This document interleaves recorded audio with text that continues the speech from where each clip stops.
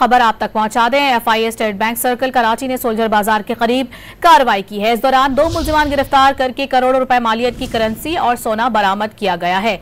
मजीद इस कार्रवाई का अहवाल जानेंगे अपने नुमाइंदे आसिम खान हमारे साथ मौजूद हैं। आसिम, बताइएगा इस हवाले से। ये FIA स्टेट बैंक सर्किल ने कराची में एक बड़ी कार्रवाई की है, जिसके दौरान 2 मुलजिमान को गिरफ्तार करके करोड़ों रुपए मालियत की जो है की करेंसी बरामद की गई है। मुलजिमान से 1500 यूरो, 1 लाख रुपए और 10 तोले सोने के सिक्के भी बरामद किए गए हैं। मुलजिमान से 3000 मोबाइल फोन भी बरामद करके कब्जे में लिए गए हैं। मुलजिमान की मोबाइल फोन से गैर मुल्की करेंसी के तबादले से मुताल्लिक डिजिटल सबूत भी बरामद किए गए हैं। मुलजिमान बगैर लाइसेंस करेंसी एक्सचेंज के कारोबार में मुलविस पाए गए हैं। मुलजिमान को गिरफ्तार करके तफ्तीश का आगाज कर दिया गया।